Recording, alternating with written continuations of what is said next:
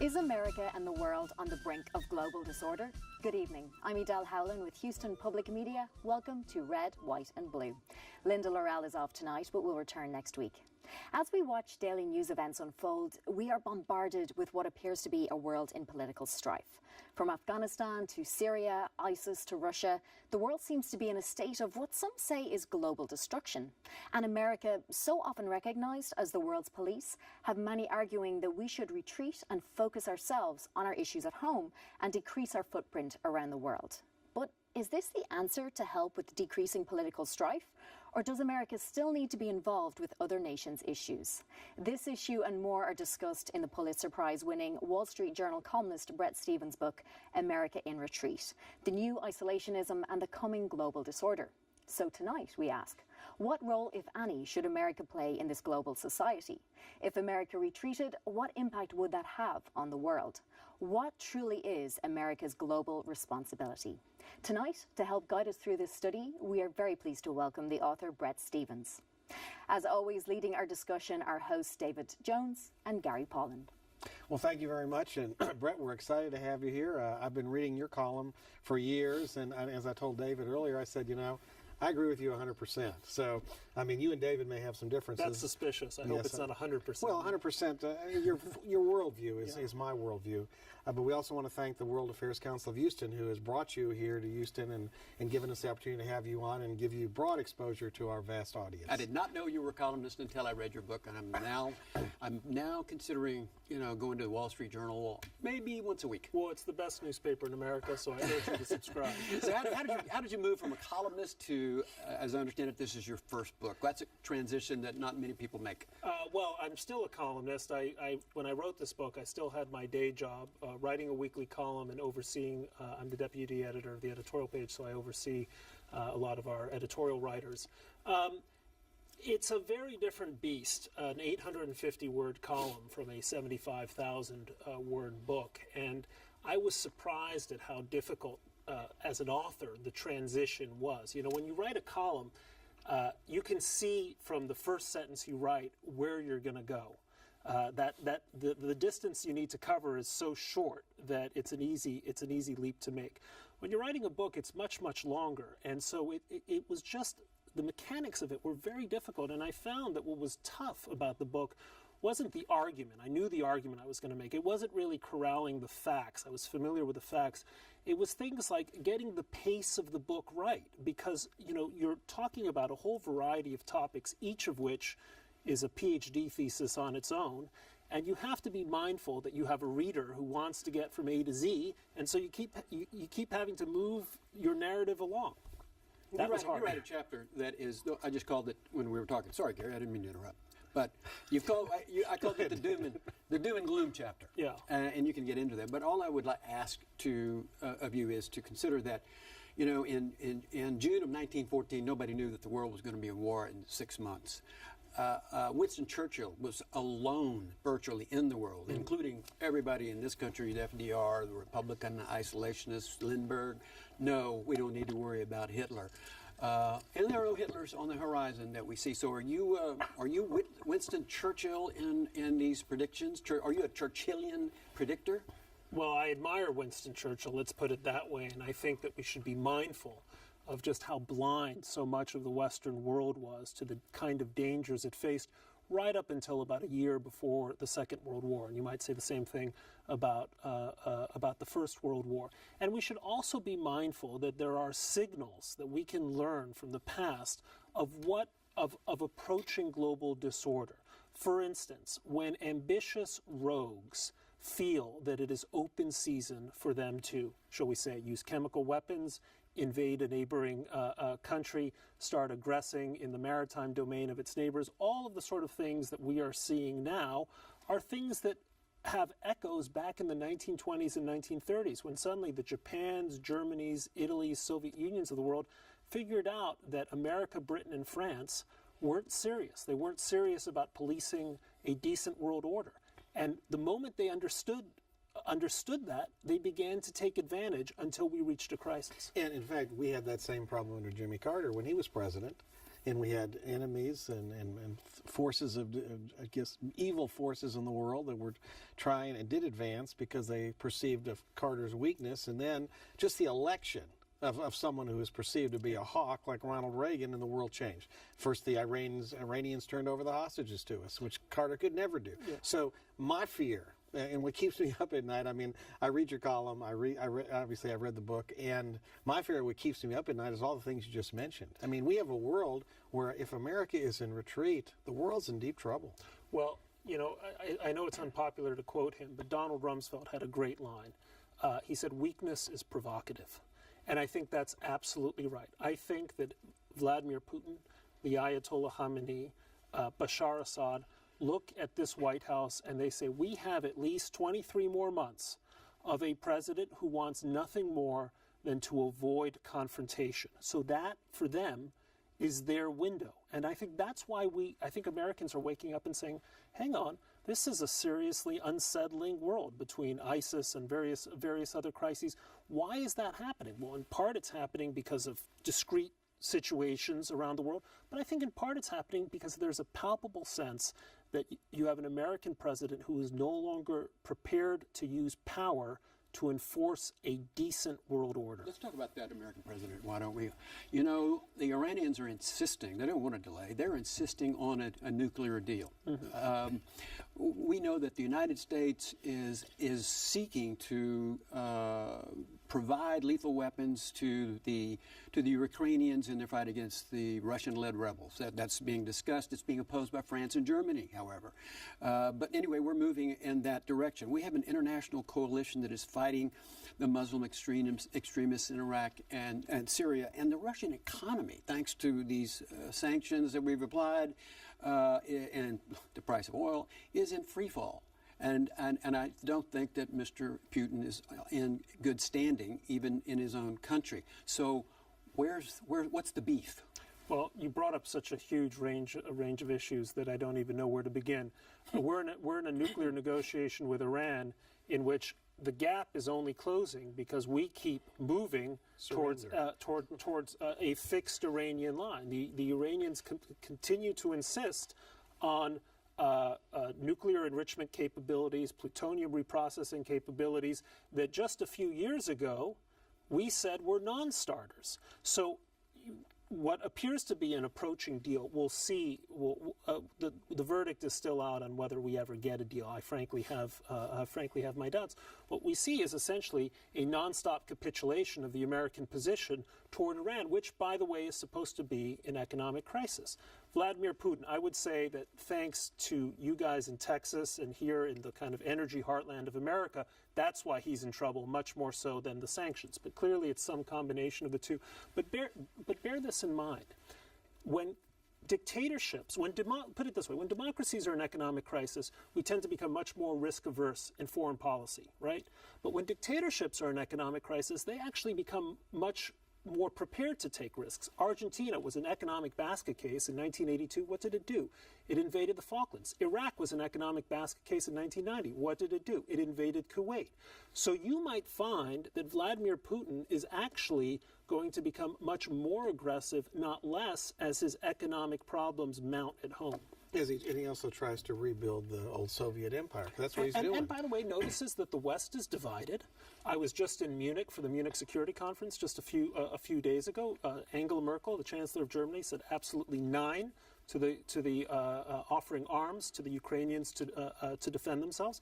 I think Putin is going to see that as an opportunity to construct what he calls Novorossiya, not just in eastern Ukraine, not just in Crimea, but potentially in sovereign countries like Moldova, as a way of reconstituting, if not the Soviet empire, then certainly something like the Tsarist empire. As far as the Iranians getting that weapon, all right, when their arch enemy Israel has who knows how many, several hundred as far as we know.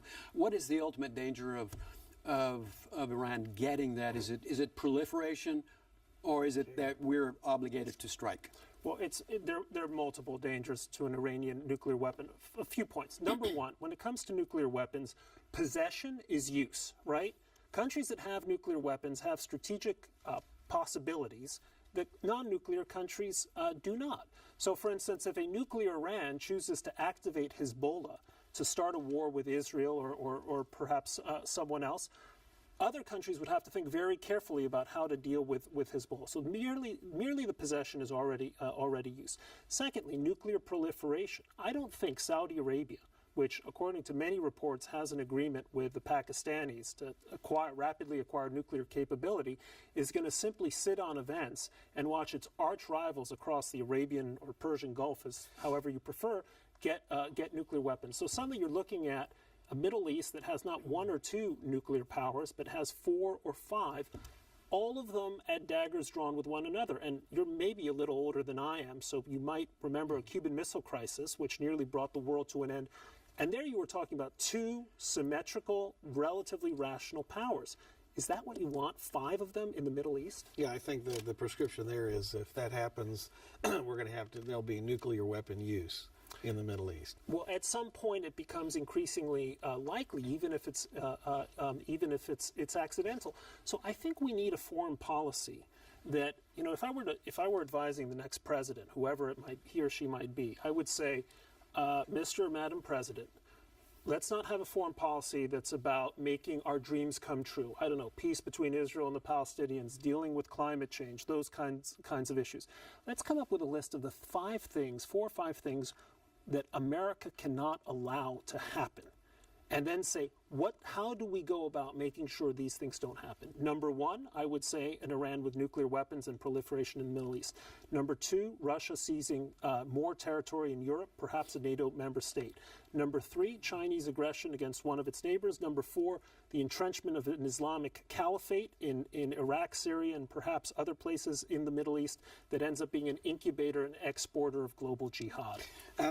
Let's talk about the last 2 presidents, because we had President Bush, we have President Obama. Who do you ascribe responsibility for the present plight for America in the world? Look, I think, I don't know, failure has many authors here. And by the way, this book is not uncritical of George W. Bush. I have actually, in many ways, a great respect for the former president, not least because of a sense of determination and clarity. But he made some fundamental errors, not the least of which was a certain kind of utopianism in his foreign policy, where we went, and take Iraq, for example. This is going to be, this is going to hang around Republican necks for a very, very long time. We went into Iraq with the right purpose of making an example of Saddam Hussein, who had been a security crisis for the world and a horror for 25, 30 years. We ended up staying in Iraq in order to make that country exemplary. We were going to stand up this, model Arab democracy with all kinds of rights for minorities and women and so on. And we went from being essentially the Mr. Big in the region to the Mr. Busybody. That was a fundamental mistake. We became involved in the wrong kind of exercise, and I think it was the proverbial Sisyphean task of rolling a ball up the hill. And we have to be mindful that even as we assert American power, and from time to time assert it forcefully and militarily in order to achieve our objectives, we cannot be in the business at the same time of trying to redeem crippled or broken societies. And we were a mostly Christian country that went to war in a Muslim country, and we ended up killing and torturing innocents. That will come back to haunt us for a very long time.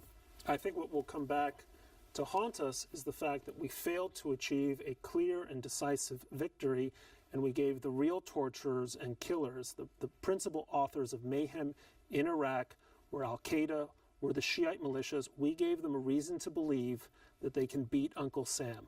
Just as we cut and ran, because right. Obama was so determined to get out that he was not interested in a status of force agreement. He just wanted the troops out. Right, and just as the Mujahideen in Afghanistan believed that they had somehow brought down the Soviet Union through strength of will in Afghanistan, that, I think, in a sense, created the idea that they could bring down another superpower.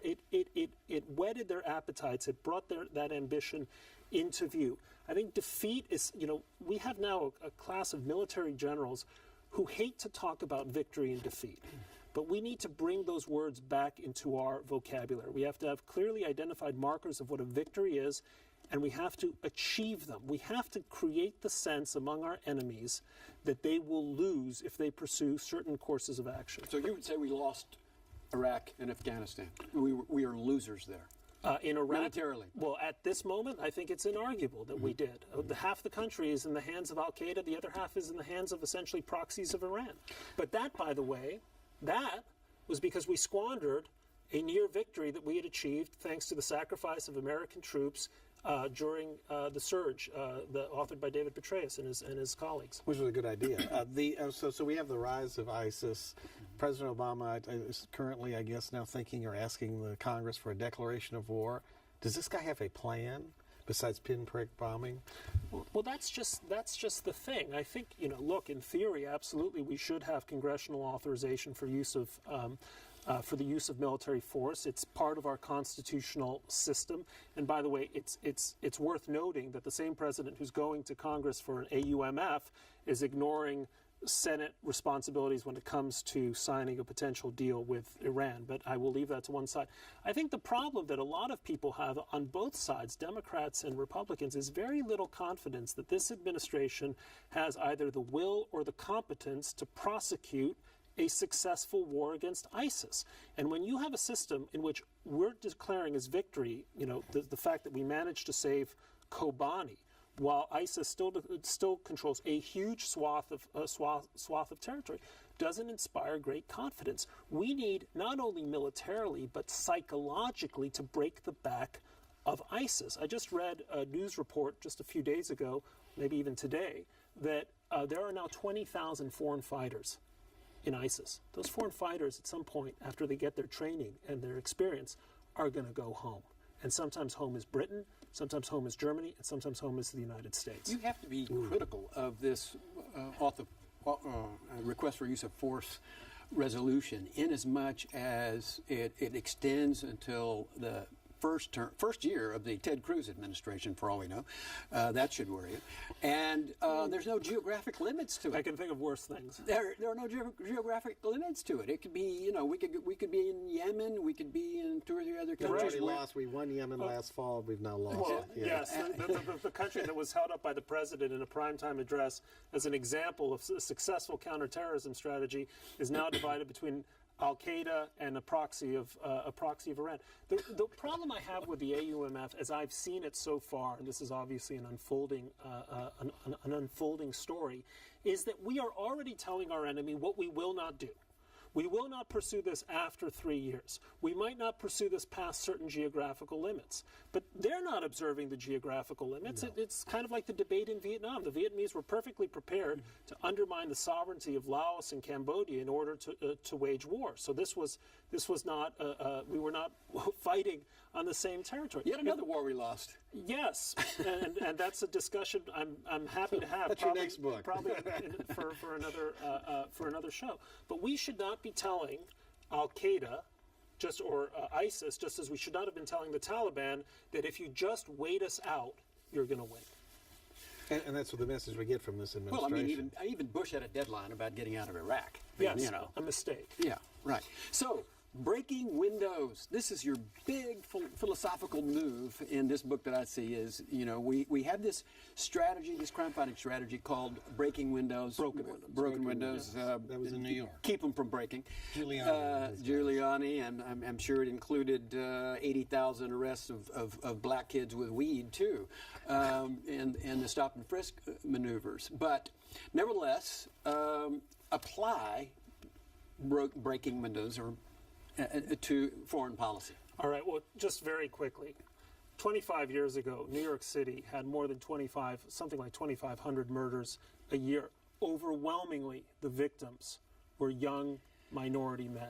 So nobody has benefited more from this massive reduction in crime to the point that we're now at, I think, 400 murder victims a year than minority communities. I know people have this mistaken impression of what broken windows is all about, but number one beneficiary have been minority communities who have been at the center of so much of the violence. So what is broken windows? Broken windows is the idea that if you have a neighborhood and there is a broken window and there is litter on the streets and there is visible evidence or there is evidence that nobody's in charge nobody cares, nobody's looking out for things, that will create an environment conducive to criminality. And so the insight of broken windows as a policing theory is that it's not root causes that is really the causes crime, broken families or inequality or racism. What causes crime is that people look around and they say, hey, I can do whatever I want because no one is going to stop me. And so that's the area where criminality flourishes. So the broken windows view is that if you want to really curb criminality, fix the windows. Create environments where there is a sense of order. Tell the cops to get out of their squad cars and stand on the street so the little old lady who's walking down and wants to shop in the bodega can go into that shop and not worry that some hoodlum is going to harass her or maybe steal her food or steal her money.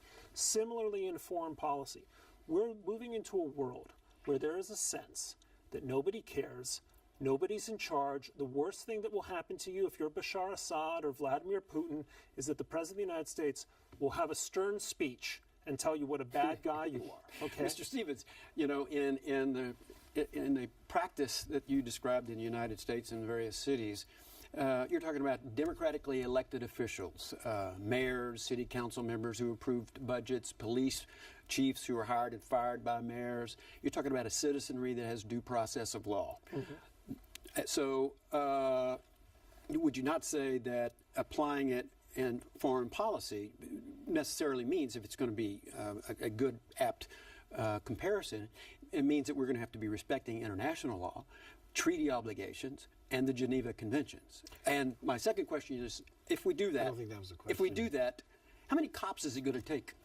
well, it takes to get the job done? All right. Well, in Yemen, Iraq, Syria. 2 points. Okay. Obviously, it's not a perfect analogy because we don't have a world government that issues. I mean, unless you're going to cite things like dubiously legitimate courts like the International Criminal Court. However, okay, there is in fact a mandate for what we do around the world. We have 50,000 American troops, Marines, sailors, soldiers in Japan. They're there with the acquiescence of the Japanese government. Similarly in Korea, similarly in Germany, similarly with many of our deployments around the world. Had we punished Bashar Assad in Syria for his use of chemical weapons, we would be standing up for multiple international conventions banning the use of these weapons. So yeah, I absolutely acknowledge that the analogy has its limits, as all analogies inevitably But your point, do. I think, is that it's opportunity. That people see, if bad people, bad countries see opportunities for mischief, they're going to take advantage. And right now, like you said, with the President Obama running things, the worst they have to worry about is a stern one-time speech, and he'll forget about it. But by the way, to your second question, and I agree entirely with what you've just said, to your second question, yeah, we do need presence around the world. And, right now we're moving to a Navy that's as small as it's been since World War I. Military people like to say that quantity has a quality all of its own. And so one of the things that I recommend is we need to figure out how to create more quantity in our military capacity, in part through larger budgets, but in part because the Pentagon right now spends way too much money on wonder weapons that it can only acquire in very limited quantities once it does all the R&D. We have to go back to the World War II model where the United States understood the value of mass production and good enough ships, good enough airplanes, good enough tanks, and so on. But it's important, if you're Bahrain or you're Israel or you're Estonia or Taiwan, that there is an American ship and you see it just on the horizon and you say, that is a visible evidence that just as the policeman is on the street looking out for the little old lady, that ship is on the horizon looking out for a small embattled democracy facing a rogue neighbor. I heard a little Romney in that in the Navy part of your narrative. Is there a presidential candidate who's making your arguments that you can identify? Look, I wrote this book for the sake of the next crop of presidential candidates. I won't endorse anyone. I will say that I know for a fact that many of them have read this book, and a number of them have called me to express their agreement with him. I think that the Republican Party in particular, I'm a conservative author, and this is really a book written with the conservative candidates in mind, but Americans in particular need to be reminded of why it's a good thing for the United States to be the world's policeman. Not the world's priest, not a country that goes around saving souls and changing hearts, but the policeman who enforces certain rules, who reassures good people, who deters bad people. I mean, if you wanted to call it peace through strength, that's a recipe I would endorse as well. It also is a vacuum gets filled. Right. If we don't fill it, others will. Can we survive the 23 months we have with President Obama left? And we don't have a lot of time left. Well, I think we're entering into what are going to be 23 very critical months for. So that keeps you up at night. Keeps me up at night. And it keeps me up at night that we have to go. So. Yes. Well, Bret, thank you so Thank you, much. Jim. You for are having very me much. on. American Retreat, it's a wonderful book. People need to read it if you love America and care about your future for you and your children. Right, Adele? Absolutely. And remember, you can catch Red, White and Blue every Friday at 7:30 p.m. right here on TV8, and again Saturdays at 6:30 p.m. We also invite you to visit us online and send us your comments. We want to hear what you're saying about the issues that affect Houston. You can submit your comments at houstonpublicmedia.org or on Facebook. And don't forget to like us. Thanks so much for watching. See you again next week, and good night.